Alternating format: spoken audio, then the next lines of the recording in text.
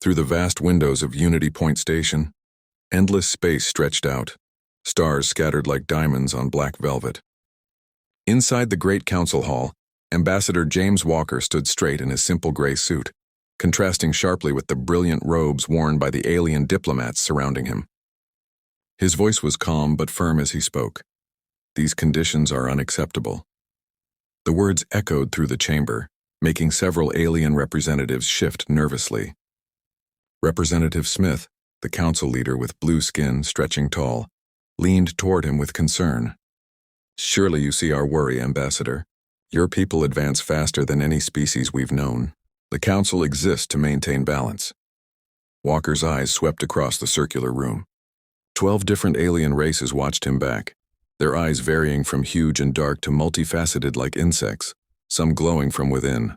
He'd spent 3 years in this hall, trying to bridge the gap of understanding. Today, everything would change. 3 years back, Walker started, we brought you evidence that the drift, that dead zone at our galaxy's rim, was spreading. We showed you our findings on stopping it. You dismissed us. Uncomfortable murmurs rippled through the assembled aliens. The drift remained a painful subject. 2 years ago, we wanted to give every council member our gravity-controlled technology. You said no, claiming it would disrupt the power structure. That same technology could have stopped the mining catastrophe at Proxima Beta that took thousands of lives just weeks ago. Several diplomats lowered their gaze, the disaster still weighing heavily on everyone's conscience. A year back, we alerted you to the unstable star in Sector 7. You ignored our warnings. 3 months later, it exploded, forcing 2 colony planets to evacuate at the last possible moment. Walker paused, letting the weight of his words settle. Security drones hovered overhead, their sensors locked on him. Tension filled the air like static. And now, his voice grew stronger. You demand we restrict our research. You insist we slow our expansion. You want access to all our discoveries, but demand we follow your rules about our own innovations. Smith raised his hand defensively. Please understand, Ambassador. The Council has kept peace for 3,000 years by controlling how fast technology spreads.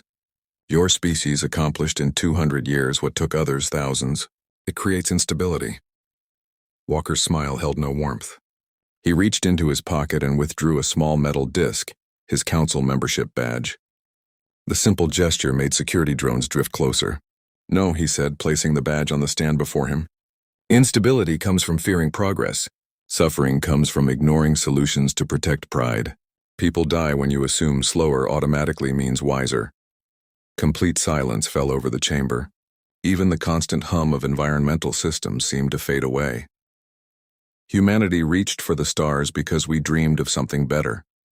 We created our technology to fix problems, not to control others. We offered to share everything we discovered, asking only for freedom to keep discovering. Walker stepped back from the stand. But you don't want partners.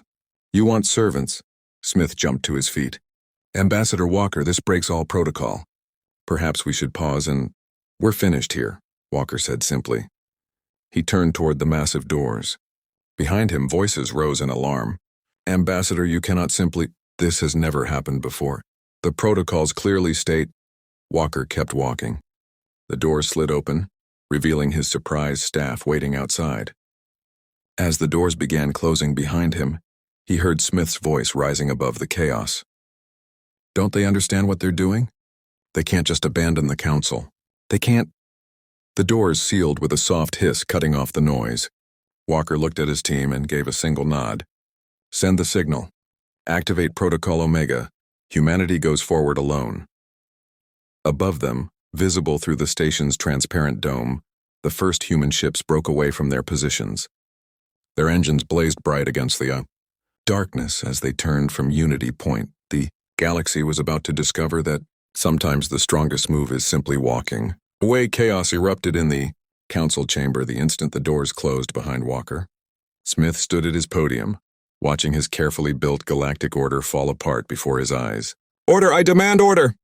He shouted, but his voice drowned in the storm of arguments filling the hall. The bird-like representative from the trader world shrieked, Our markets will collapse. Humans control 40% of all galactic commerce. Their defense ships guard 3 major trade lanes. The rock-skinned delegate from the Mining Alliance rumbled, Who protects our vessels now? Smith watched the huge display screens showing hundreds of human ships powering up their engines. The massive fleet moved with perfect coordination, every ship knowing exactly where to go. No panic, no disorder, no hesitation. This had been planned. "They can't do this," whispered Tom, his assistant standing nearby. "No species has ever left the Council. There aren't even procedures for it." Smith's fingers gripped the podium tightly. "That's precisely what makes this so dangerous. They're not breaking rules. They're simply ignoring them entirely." The chamber's computer announced in its emotionless voice, "Alert, human trading systems going offline. Stock markets across 57 worlds showing major declines." The representatives turned to their data screens in horror. Numbers flashed red everywhere. The galactic economy had become so intertwined with human innovation and commerce that their withdrawal felt like removing a cornerstone from a building. "Look," someone shouted, pointing at the massive windows. The human diplomatic ship, sleek and silver, detached from Unity Point's docking bay. Its movement was smooth and purposeful. Other human ships formed a protective formation around it. No weapons activated, no threats issued. They simply departed. "Connect me to Earth's government," Smith ordered. The chamber's computer responded moments later. "Unable to connect. All diplomatic channels to Earth have been closed." The rock-skinned representative slammed his crystal-like fist on his desk. "We should stop them. The Council fleet would be destroyed," interrupted the military advisor, speaking for the first time. All heads turned to the scarred veteran who rarely joined discussions. "Human ships possess technology we've never encountered. Half our advanced weapons came from human manufacturers. We'd be starting a war we couldn't possibly win." Smith watched another screen displaying reports flooding in from across the galaxy.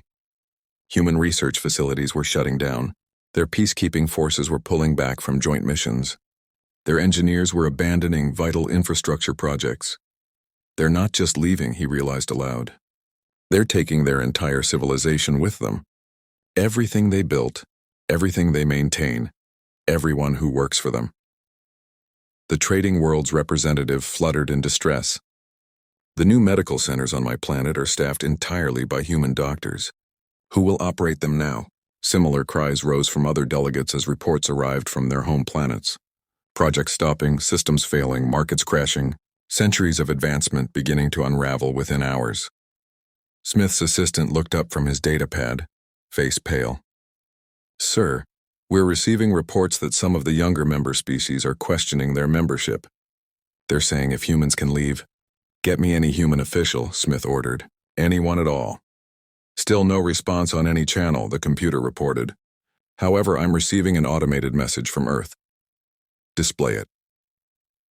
A simple text message appeared on the main screen. "Humanity thanks the Galactic Council for 3 centuries of cooperation.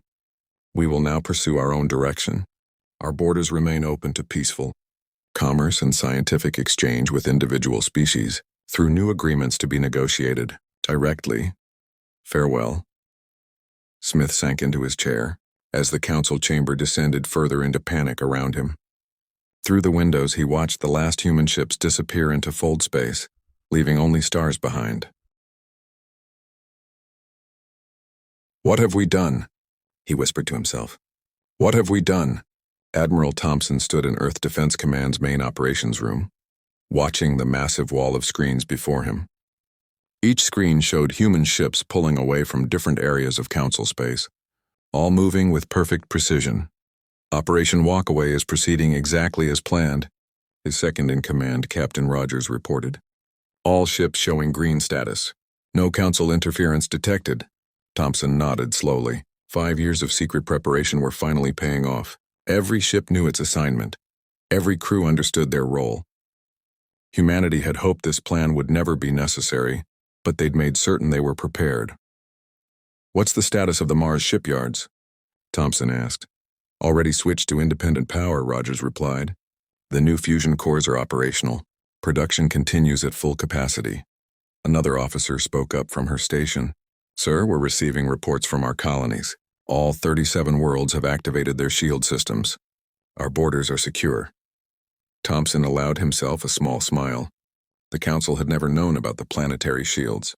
They'd never known about many things. Humanity had learned long ago to keep their best technology hidden. On the main screen, a map displayed human space glowing bright blue against the darkness. It wasn't the largest territory in the galaxy, but it was the most efficiently managed. Every world connected by instant transport gates, every resource carefully coordinated, every citizen protected by technology the Council had never imagined existed. Message from Earth Government, an AI voice announced. The President is ready to address the people. The screen switched to show the President standing at her desk in the Oval Office. Her face was composed as she looked into the camera. Citizens of Earth and all human worlds, today we have left the Galactic Council. This decision was not made hastily, but it was made with complete certainty. Thompson watched the speech continue, knowing similar scenes were playing out across human space. They'd practiced this too, keeping people calm, explaining the reasons, demonstrating that everything was under control. Sir, Rogers said quietly, we're detecting increased Council fleet activity at their border stations. Let them watch, Thompson replied. They'll soon discover that their sensors can't penetrate our space anymore. Another little surprise we kept to ourselves. The control room hummed with activity as reports continued flowing in. Trade ships docking safely at human ports, research stations switching to secure networks, defense platforms moving into final positions. Admiral, a young officer called out, we're receiving requests from some of the younger Council races. They want to maintain trade relations outside of Council control. Thompson nodded. They'd anticipated this. Some of the newer species had always been friendlier to humans, more receptive to fresh ideas. They would make good partners in the coming era. Message from Ambassador Walker, Rogers announced. He's aboard his ship and heading home. His exact words are, it felt damn good to walk away. A quiet chuckle ran through the control room. Everyone there understood that sentiment. For too long, humanity had watched the Council suppress progress. For too long, they'd seen solutions rejected and assistance refused. Now they were free to advance at their own pace. Sir, another officer reported, all human citizens have been accounted for. The evacuation of Council space is complete. No one left behind. Thompson looked at the screens again at the streams of data showing everything proceeding according to plan. Humanity had learned something vital during their centuries among the stars. Sometimes the strongest position was being prepared to walk away. Send word to all commands, he ordered. Phase 1 is complete. Begin Phase 2. We build our future our way. Around him, the control room crew worked with quiet efficiency, each person knowing they were participating in something historic. Humanity wasn't just leaving the Council. They were proving they had outgrown it. And somewhere out in Council space, all the powers were about to discover just how much they had depended on the species they'd tried to restrain. 1 week after humanity's departure, the trading world of Blue Haven experienced the first real crisis. The massive transport gates that had moved ships across their system suddenly shut down. No warning, no explanation. They just stopped functioning. What do you mean we can't repair them? Demanded Governor Routh to his technical team, his blue feathers bristling with frustration. These gates are essential to our economy. The lead technician spread his forearms helplessly. The gates use human technology. They added something to the power cores that we never understood. Without their engineers. On the mining world of Stone Deep, similar problems were emerging. The automated drilling machines created by human engineers began slowing down. Their self-repair systems, once flawless, started failing. The rock chief of Stone Deep stared at the production numbers on his crystal display. They dropped lower each day. His people had forgotten how to mine without these machines. They'd grown too dependent on human innovation. In the council chamber on Unity Point, Representative Smith read report after report of similar problems. How did we not see this coming? He asked the empty room. His assistant Tom entered with more troubling news. Sir, the Trade Federation of New Worlds has just announced they're leaving the council. They've already signed independent agreements with Earth. Smith's head snapped up. They can't do that. The council laws mean nothing to them now, Tom finished quietly. They say humanity has shown there's another way. Across council space, the pattern repeated. Systems failed, trade slowed, and younger species began questioning the old order. On the frontier world of Green Rise, a council peacekeeping fleet demanded entry to the system. They wanted to demonstrate that the council still held authority. They weren't expecting what happened next. "Sir," reported the fleet captain, "our weapons won't activate. The targeting systems are locked." The council admiral stared at his own useless controls. They had never known that their best weapons, sold to them by human corporations, had hidden safeguards. Now those weapons simply refused to work against human allies. In the great libraries of the ancient races, scholars made a disturbing discovery. They found that humans had quietly copied every book, every record, every piece of knowledge the council had collected over thousands of years. But the humans had also added to that knowledge, filling in gaps, correcting errors, advancing on ideas that the council had abandoned. They didn't just take their own knowledge, one scholar realized. They improved ours, and now they're gone. The council's emergency meeting was interrupted by news from the Galactic core. The star stabilization project, abandoned by human scientists, was showing signs of failure. The council's best minds couldn't understand the half-finished work, couldn't continue what the humans had begun. "We need them back," admitted the science minister. "Our civilization has built itself around their innovations, their solutions, their work. Without them." But Earth's response to all messages remained the same. "We welcome diplomatic and trade relations with individual species outside council control. All other messages will be archived without response." Some council members suggested using force. They quickly discovered that their maps of human space were now useless. Their best sensors couldn't penetrate whatever shield humans had placed around their territory. Their fastest ships couldn't follow human vessels through the strange new jump points they used. "They were always prepared," Smith said, watching another report of council authority crumbling. "They knew this day might come, and they prepared for years. While we tried to control them, they were quietly making sure we couldn't." The galaxy was learning an important lesson. Trying to hold back human progress was like trying to hold back the tide. In the end, the water always finds its way forward. 2 months after humanity's departure, the first pirate attack hit the Silk Star trade route. 3 cargo ships disappeared without a trace. The council fleet, once proud and strong, took 3 days to respond. This route was protected by human patrols, the merchant captain told his frightened crew. Their ships could be anywhere in the sector within minutes. But now more attacks followed. The pirates had discovered that many defensive systems no longer worked properly. Security networks that humans had maintained now had gaps. Emergency beacons sometimes failed to activate. In the council chamber, Representative Smith faced angry delegates. "First, our technology fails," shouted the trade minister. "Now our ships vanish. Who will protect our merchants?" "The council fleet," Smith began, "is spread too thin." "And half their ships don't work right since the human technicians left," interrupted another delegate. Outside the chamber windows, Unity Point Station itself showed signs of decay. The smooth artificial gravity sometimes flickered.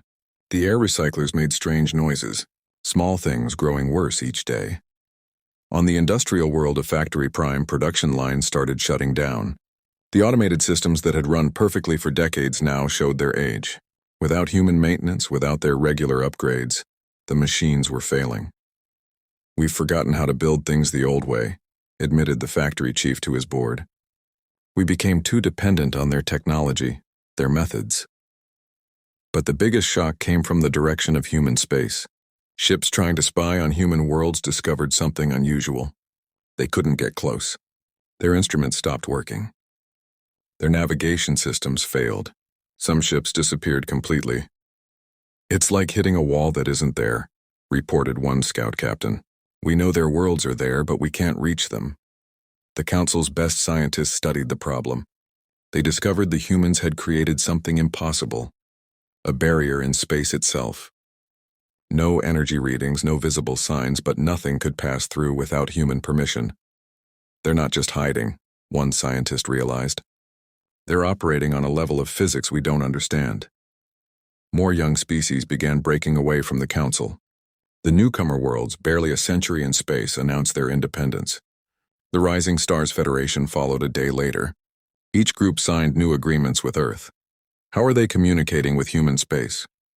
Smith demanded. "We can't even find a way to send them messages." "It seems," his assistant Tom explained, that Earth gave their friends special communication devices before they left. They planned for everything. The Council's attempts to show strength backfired. When they sent ships to pressure a breakaway world, those ships found their weapon systems locked. When they tried to impose trade sanctions, they discovered that human-designed banking systems no longer processed their commands. In desperation, some Council members tried to reverse-engineer human technology. They failed. What looked simple on the surface contained principles they couldn't grasp. Even successful copies didn't work quite right, missing some hidden element that humans had never revealed. "We thought we were letting them develop under our control," Smith said during a private meeting. "But they were so far ahead of us we couldn't even see it." Reports kept coming.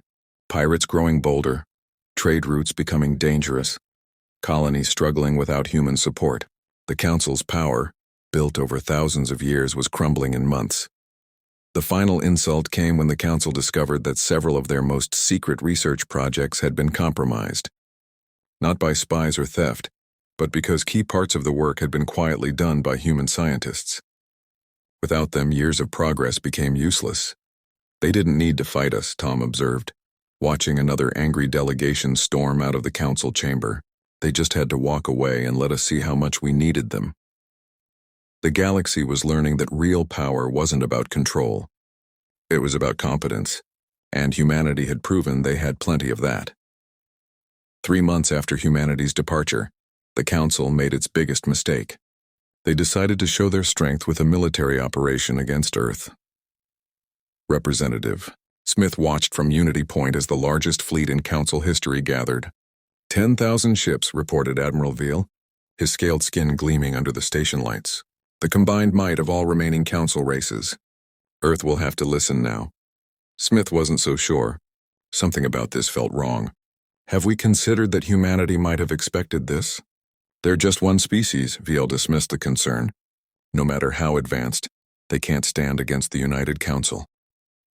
The massive fleet made an impressive sight as it moved into formation. Ships of every Council race joined together, stretching out into space like a metal cloud. Their mission: force humanity back under Council control. They never reached human space. Halfway to Earth, every ship in the fleet suddenly stopped. Their engines died. Their weapons went dark. Their communications fell silent. 10,000 ships hung helpless in space. Then a single human ship appeared. Just one regular patrol vessel. Its message was simple: "The Council fleet has entered restricted space. Their systems have been temporarily disabled. They have 1 hour to turn back before their life support shuts down too."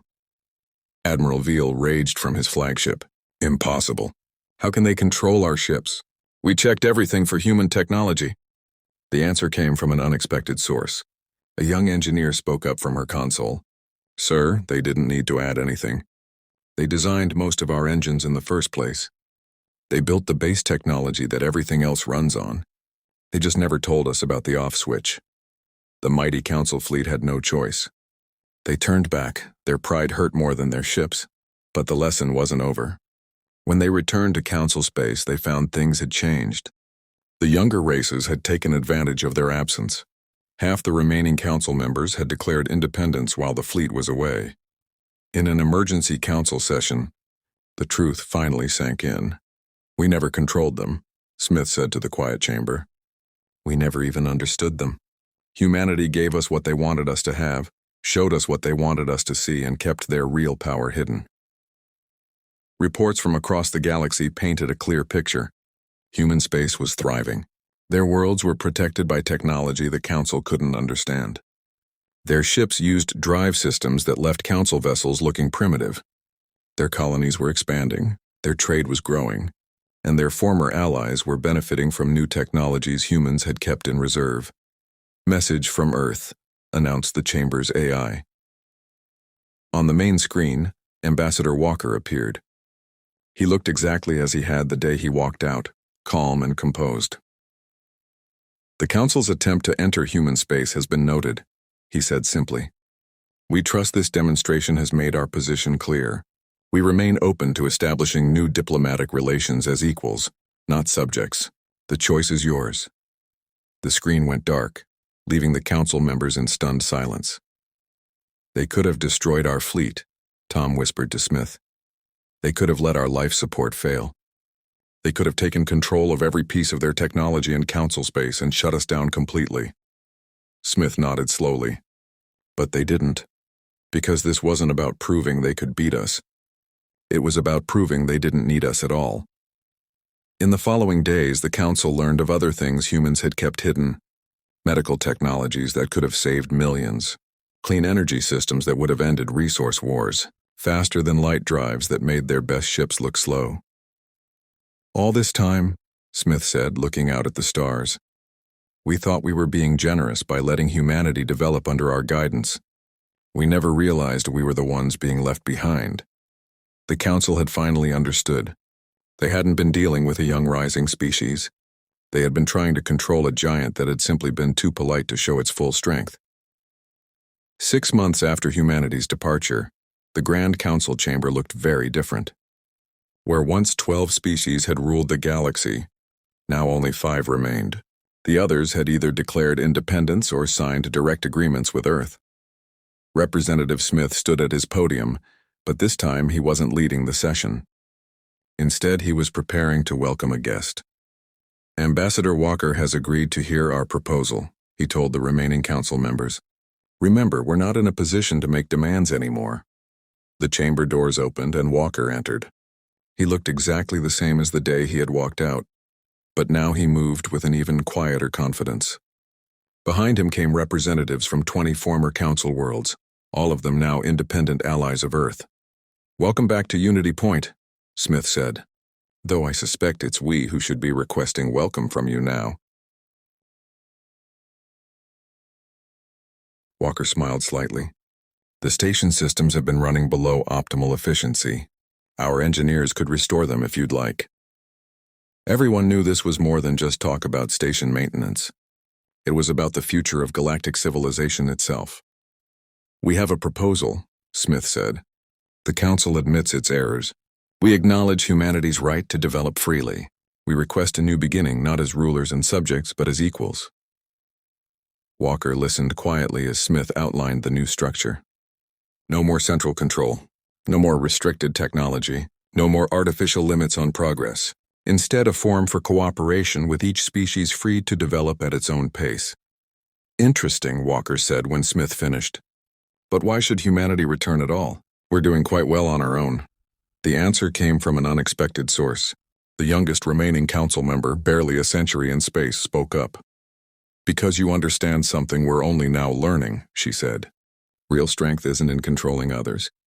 It's in helping them grow. Walker turned to her, genuinely interested. Go on. You could have crashed our economies completely. You could have shut down all our human-made technology. You could have left us helpless. But you didn't. You just showed us we had a choice.